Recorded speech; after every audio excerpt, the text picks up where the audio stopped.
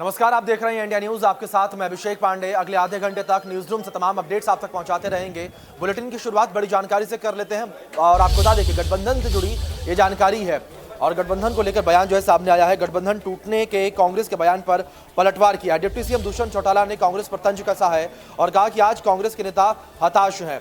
कहा कि कांग्रेस के 10 साल से ज्यादा काम 3.5 साल में हुए हैं और प्रदेश का टैक्स सिस्टम जो है पहले से बेहतर किया गया है। नेता प्रतिपक्ष सत्ता के लिए कुछ भी कर सकते हैं, दुष्यंत चौटाला ने कहा है। डिप्टी सीएम की ओर से बयान सामने आया।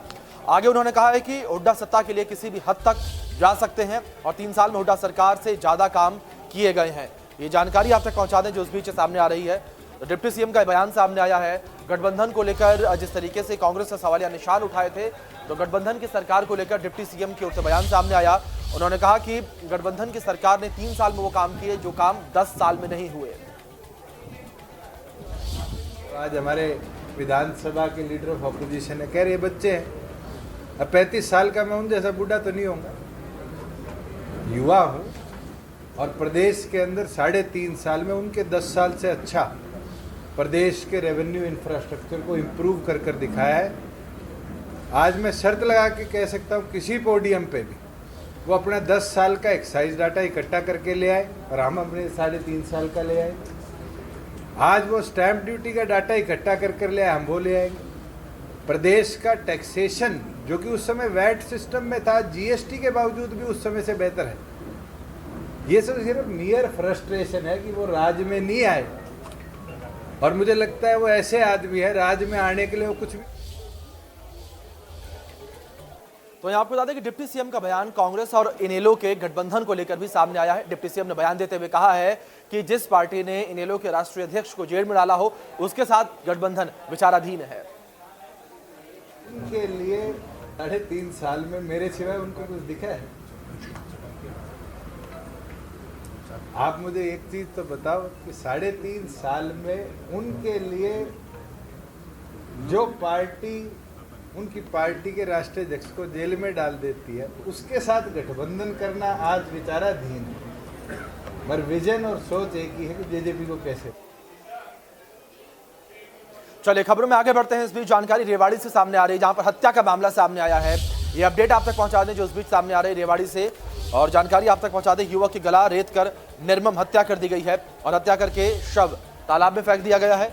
ये अपडेट आप तक पहुंचा दें जो इस बीच सामने आ रही है। पानी में शव को तैरता हुआ देखकर ग्रामीणों ने पुलिस को इस पूरे मामले की सूचना दी।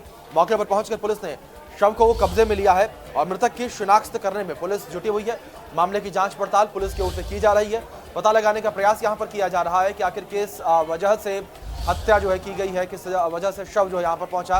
इन तमाम पहलुओं को लेकर जांच पड़ताल जो है पुलिस की ओर से की जा रही है। ये अपडेट आप तक हम पहुंचा दें। गला रेत कर निर्मम हत्या की गई है और इस हत्या की गुत्थी को सुलझाने का प्रयास पुलिस की ओर से लगातार जारी है और हत्या करके शव तालाब में फेंक दिया गया। तो पानी में शव को तैरता हुआ देखकर ग्रामीणों ने पुलिस को इस पूरे मामले की सूचना दी और पुलिस को बताया कि किस तरीके से शव जो है पानी में तैरता हुआ पाया गया है।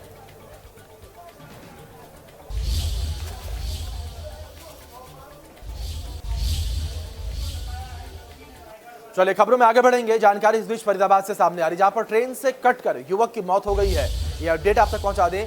हादसे की खबर जो है फरीदाबाद से सामने आई जहां पर ट्रेन से कटने के बाद युवक की मौत का ये मामला सामने आया। लक्कड़पुर रेलवे फाटक के पास यह हादसा हुआ है। रेलवे ट्रैक पार करते वक्त ये हादसा हुआ और घर का सामान लेने के लिए शख्स जो है निकला हुआ था जिस दौरान यह हादसा हुआ है। ये जानकारी आप तक पहुंचा दें जो उस बीच सामने आ रही है। फरीदाबाद से जानकारी है लक्कड़पुर रेलवे फाटक के पास ये हादसा हुआ है और ट्रेन की चपेट में आने से युवक की मौत हो गई है। ये जानकारी आप तक पहुंचा दें जो उस बीच सामने आ रही है। तो रेलवे ट्रैक पार करते वक्त यह हादसा हुआ है। घर का सामान लेने के लिए युवक जो है निकला हुआ था जिस वक्त यह हादसा हुआ।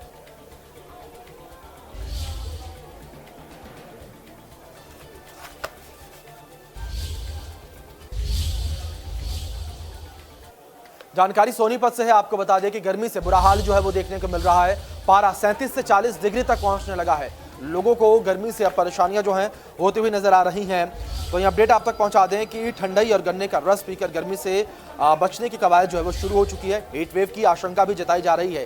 हीट वेव से बचने के लिए ज़रूरी होने पर बाहर निकलने के लिए जो है कहा जा रहा है। ये कहा जा रहा है कि अगर ज़रूरी काम हो लोग तभी अपने घरों से बाहर निकलें। और आने वाले दिनों में आपको बता दें कि तापमान जो है वो और भी ज़्यादा बढ़ सकता है, हीट वेव जो है वो और भी ज़्यादा देखने को मिल सकती है। तो मौसम विभाग ने भी इसको लेकर चेतावनी जारी कर दी है। मौसम विभाग भी लोगों से अलर्ट रहने की अपील कर रहा है और साथ ही साथ लोगों से इस बात की भी अपील की गई है कि अगर ज़रूरत हो तभी आप अपने घरों से बाहर निकलें, बेवजह घरों से बाहर ना निकलें। तो अप्रैल के महीने में ही 37 से 40 डिग्री तक तापमान पहुंच रहा है।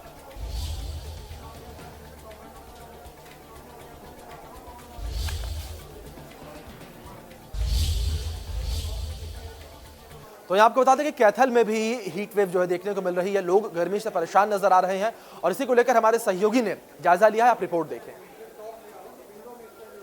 अप्रैल का महीना चल रहा है और खेतों में किसान कटाई कर रहा है, तो वहीं ऐसे में अप्रैल के माह में गर्मी जो है प्रचंड पर है और सोनीपत में भी तापमान 37 डिग्री सेल्सियस पर आज दर्ज किया गया है।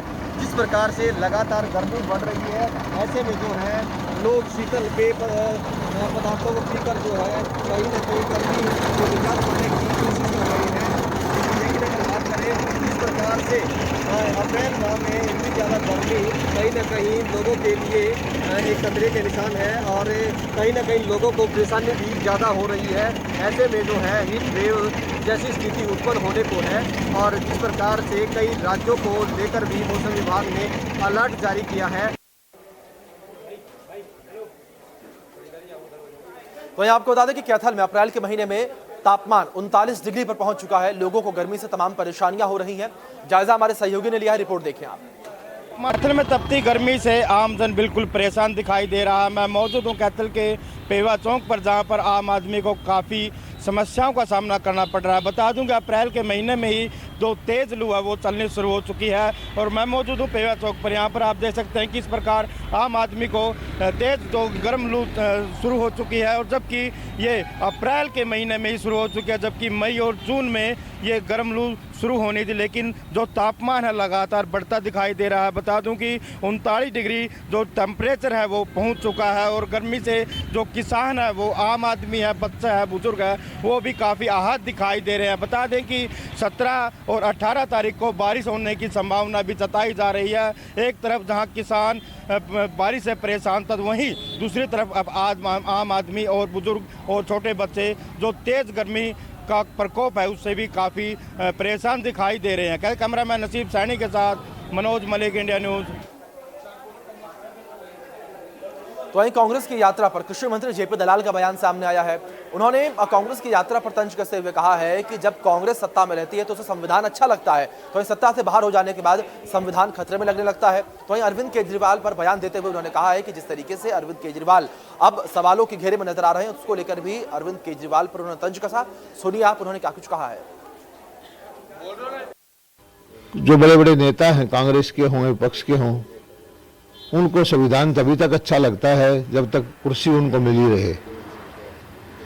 जब उनकी कुर्सी जनता उनको कुर्सी से हटा देती है तो उनको संविधान भी खतरे में लगता है। ऐसा सोचना उनका गलत है। देखिए, केजरीवाल जी का बड़ी समझदारी से काम करते हैं। हमने तो हरियाणा के नहीं, दुनिया का पहला मुख्यमंत्री है जो मुख्यमंत्री होते हुए किसी विभाग की जिम्मेदारी नहीं ले रखी। आज तक कहता है मैंने किसी फाइल पर दस्तखत नहीं किए।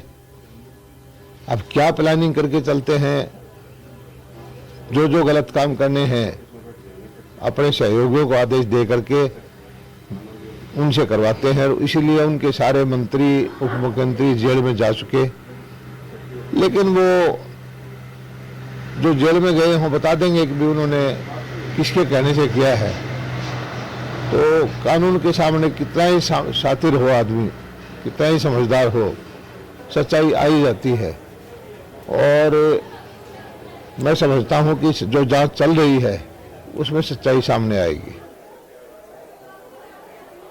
तो कृषि मंत्री जेपी दलाल का बयान जो है फसलों को लेकर सामने आया। उन्होंने कहा है कि मंडियों में पिछली बार से ज्यादा आवक इस बार होगी। साथ ही साथ उन्होंने कहा है कि फसल खरीद को लेकर तमाम व्यवस्थाएं जो है पूरी की गई हैं, अधिकारियों को निर्देशित किया गया है और मंडियों में तमाम व्यवस्थाओं को दुरुस्त रखा गया है। सुनिए आप। अब तो लगभग जो मंडी में सरसों आती है, हर रोज 90% की उसकी खरीद हमारा जो विभाग है फेड के द्वारा होती है, हो रही है। गेहूं का भी भरपूर आवक है और इस बार जो आवक है पिछले साल से ज़्यादा रहेगी।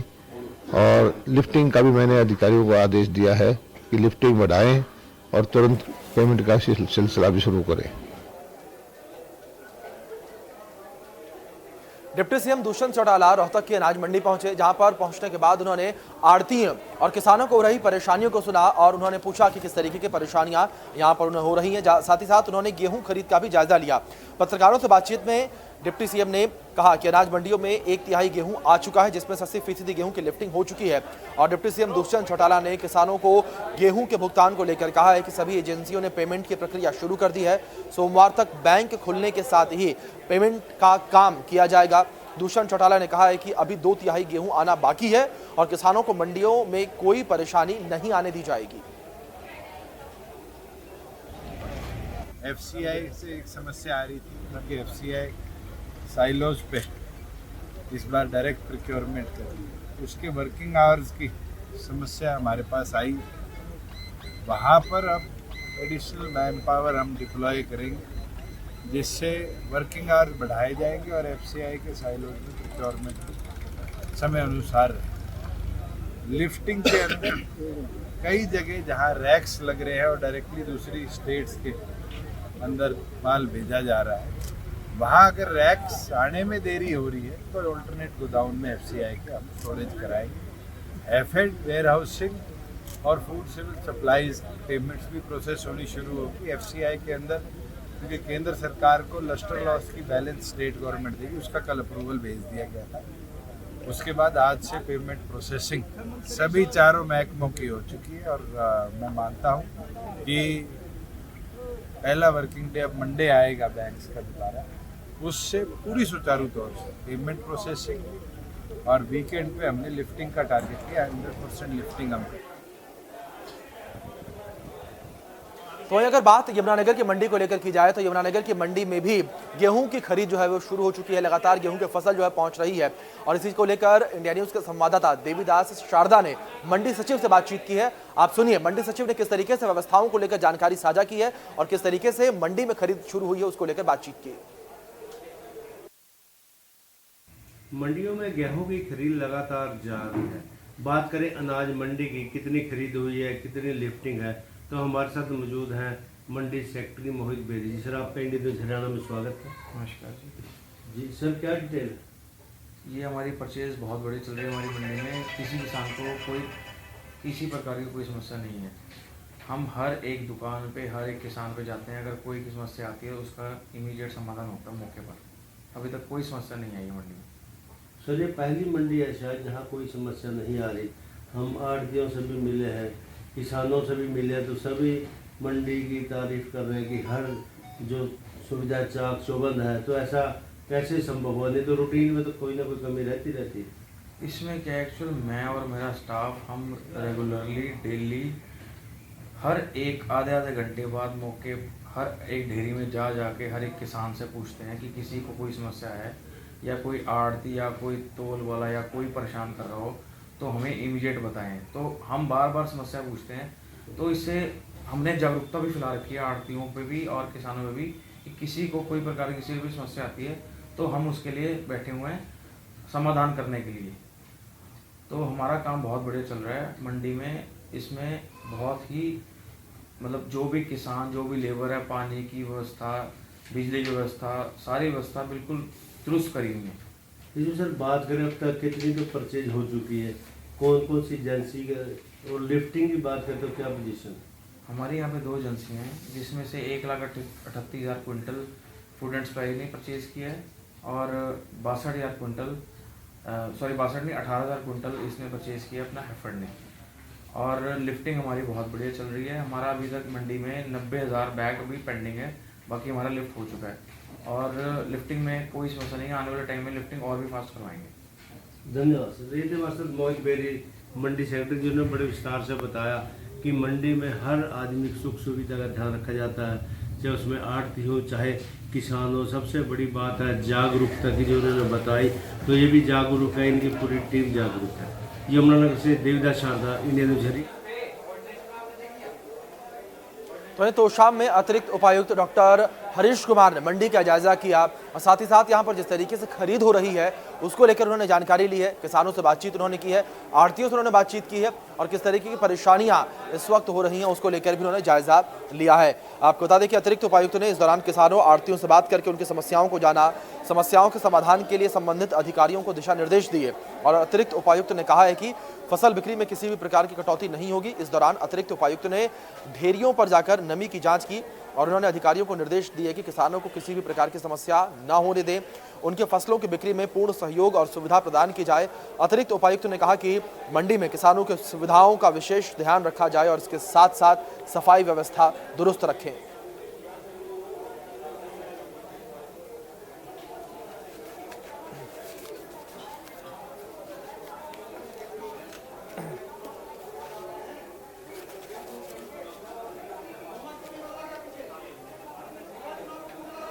जानकारी इस बीच बल्लभगढ़ से, जहां पर आपको बता दें कि बल्लभगढ़ की अनाज मंडी में भी लगातार फसलों की आवक जो है शुरू है। लगातार फसलें जो है आ रही हैं और अब तक मंडी में 88,000 क्विंटल गेहूं की आवक हो चुकी है। ये जानकारी आप तक पहुंचा दें और 85,000 क्विंटल गेहूं की खरीद की जा चुकी है। मार्केट कमेटी के सचिव इंद्रपाल सिंह के मुताबिक 12 अप्रैल से मंडी में गेहूं की खरीद शुरू हो गई थी। पहले दिन 20,000 क्विंटल गेहूं की खरीद की गई है। दूसरे दिन सबसे ज्यादा 55,000 क्विंटल गेहूं खरीदा गया है। उठान में भी किसी प्रकार की कोई समस्या नहीं आ रही है। 26,000 क्विंटल गेहूं का उठान किया जा चुका है। तो लगातार यहां पर आपको बता दें कि गेहूं की खरीद शुरू है और मंडी प्रधान नरेश कुमार के मुताबिक गेहूं खरीद को देखते हुए तमाम इंतजाम किए गए हैं। किसानों को भी किसी तरीके की परेशानी न हो, इसको लेकर भी तमाम व्यवस्थाओं को दुरुस्त रखा गया है।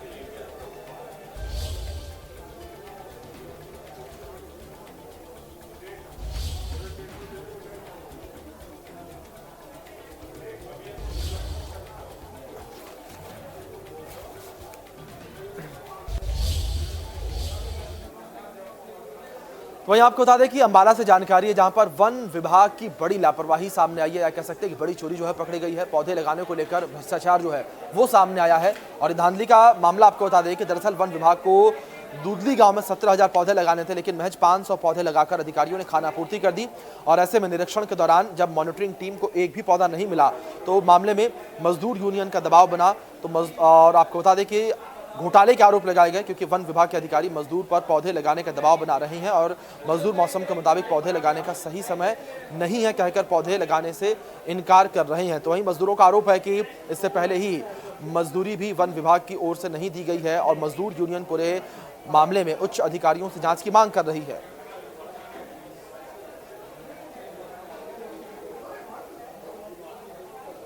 यहाँ नाच खड़ा हूँ, यहाँ पर 70 आग के हम जो रिज बनी है, 70 आर के हम रिज तैयार हुई है। इसके ऊपर 17,000 पौधे लगने थे हमारे, जिसमें एक भी पौधा यहाँ लगा नहीं, मतलब कतई बिल्कुल खाली जमीन पड़ी है। और इसका जितना भी पैसा था कर्मचारी हड़प गए हैं। और साथियों, जो दूसरा महकमा इसकी जो इंक्वायरी कर रहा था, मॉनिटरी महकमा ने इसकी इंक्वायरी करी। जब उन्होंने इंक्वायरी करी तो यहाँ एक भी पौधा नहीं मिला। उसके तुरंत बाद महकमे ने अब पौधा लाने की योजना बनाई और बाहर से दूसरी रेंजों से पौधा मंगवा के और लेबर लगवा के ये पौधा लगाना चाहते हैं, ताकि भी हमारा बचाव हो जाए किसी तरह से। तो चाहते हैं सरकार से, जिन अधिकारियों और कर्मचारियों ने वन विभाग मजदूर यूनियन के को पूजने वाले, इसको अपने खून पसीने से सींचने वाले मजदूरों की खून पसीने की कमाई का गोलमाल कराया है, उनके खिलाफ सख्त कार्रवाई हो और मजदूरों को उनकी जो बकाया मजदूरी है, जैसे एरियर की मांग है, जो भी मांगे हैं उनको पूरा किया जाए। कच्चे मजदूरों को पक्का किया, जो 50 खून पसीने से इस विभाग को सिंचा है, उनकी बकाया मजदूरी का भुगतान एरियर।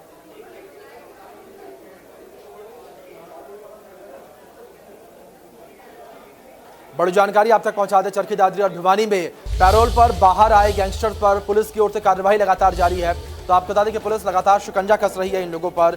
ये अपडेट आप तक पहुंचा दें। गैंगस्टर्स के खिलाफ पुलिस का अभियान जारी है और 2 जिलों में 50 से ज्यादा ठिकानों पर पुलिस ने छापेमारी की है। चरखी दादरी जिले में जिले के गैंगस्टर्स के करीब 20 ठिकानों पर पुलिस ने छापेमारी की है। बता दें कि पैरोल पर आए गैंगस्टर्स को वापस जेल भेजने के लिए एसपी के निर्देश अनुसार पुलिस की टीमें छापेमारी कर रही हैं। पुलिस की टीम में करीब 250 पुलिसकर्मी शामिल हैं, जो कि गैंगस्टर्स के ठिकानों पर छापेमारी कर रहे हैं। और भिवानी जिले में गैंगस्टर्स के 37 ठिकानों पर पुलिस की 37 टीमों ने दबिश दी है। पुलिस ने चिन्हित बदमाश लॉरेंस गैंग के तीनू हरियाणा, सिवानी क्षेत्र के सोनू मिठी और हनुमान गेट भिवानी क्षेत्र के हंसा के ठिकानों पर छापेमारी की है। और लगातार यहाँ पर आपको बता दें कि पुलिस जो है लगातार छापेमारी कर रही है। दो तस्वीरें आपकी टीवी स्क्रीन पर इस बीच चल रही हैं। इन तस्वीरों में भी आप देख सकते हैं किस तरीके से यहाँ पर पुलिस की टीमें जो हैं वो पहुंची हुई हैं। पुलिस की टीम की ओर से छानबीन की जा रही है और पूरे मामले को लेकर छानबीन यहाँ पर पुलिस की टीम लगातार कर रही है। लगातार दबिश पुलिस की टीम की ओर से दी जा रही है। तो 50 से ज्यादा ठिकानों पर पुलिस की टीम की ओर से छापेमारी की गई है। रोहतक रेंज के अंदर जितने भी गैंगस्टर हैं, मेन लॉरेंस बिश्नोई गैंग, मिट्टी गैंग और भी जितने भी गैंग्स हैं अलग अलग डिस्ट्रिक्टों के, उनके जो एसोसिएट्स हैं, उनके जो सहयोगी हैं और जो संदिग्ध हैं फिलहाल, उन पे सर्च अभियान चलाया गया है रेंज लेवल पे। आज माननीय श्री नरेंद्र बिजानिया साहब IPS SP भिवानी, उनके दिशा निर्देशानुसार और आदेश पर आज ये अभियान भिवानी के अंदर भी चलाया गया है, जिसमें 37 टीमें हैं और 215 के करीब मुलाजम इसमें इन्वॉल्व हैं और 37 जो संदिग्ध एसोसिएट्स हैं उन पे सर्च अभियान चलाया गया है और अभी जारी है। 12-1 बजे तक सर्च अभियान चलता रहेगा।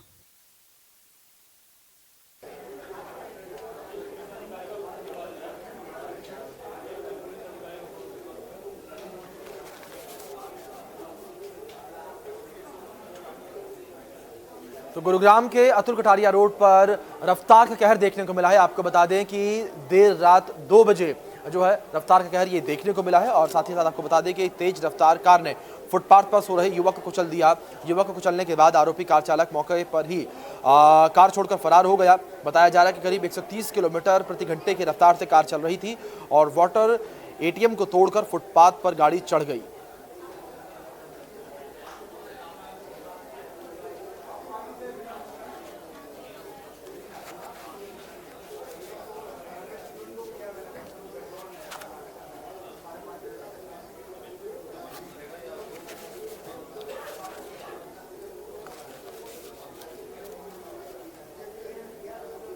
तो वहीं जानकारी इस बीच जिनसे जहां पर रिश्तों को शर्मसार कर देने वाली खबर सामने आई, जहां पर एक युवती ने अपने ही मौसेरे भाई पर रेप के आरोप लगाए हैं, साथ ही साथ अपने जीजा पर भी आरोप लगाए हैं। साथ ही उसने ये भी आरोप लगाया है कि उसका अश्लील वीडियो बनाकर उसको ब्लैकमेल किया जाता रहा।